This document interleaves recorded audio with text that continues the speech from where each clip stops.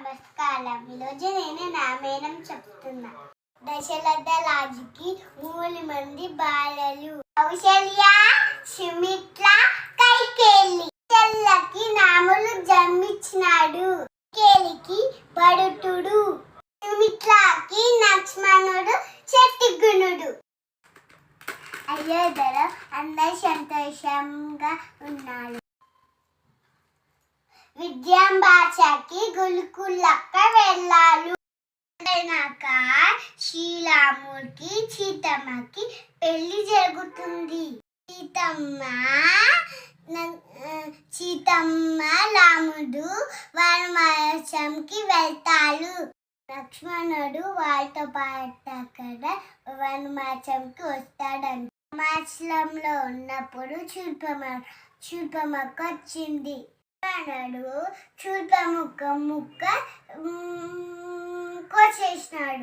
శూర్పణఖ వెళ్ళి వాళ్ళ అన్నకు చెప్పుతుంది రావణాసుడికి. అదో సీతమ్మ పూలు పెంచుకుంటుంటే జింక వచ్చింది. సీతమ్మ రాముడికి చెప్తాది, నాకు ఆ జింక కావాలని.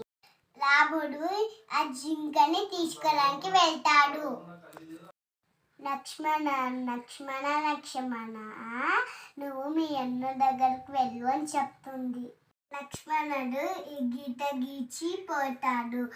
నువ్వు ఈ గీత దాటాకని చెప్తాడు. రాక్షసుడు భిక్ష తగలస్తాడు. సీతమ్మ ఫ్లూసియలానికి గీత దాటుతుంది. రావణాసుడు సీతమ్మని ఎక్కపోతున్నాడు. శ్రీరామ లక్ష్మణుడు వస్తే సీతమ్మ లేదు. రావణాసుడు సీతమ్మని ఎక్కపోయాడని చెప్పినాడు. శ్రీరాముడు శబళ దగ్గరికి వెళ్ళాడు.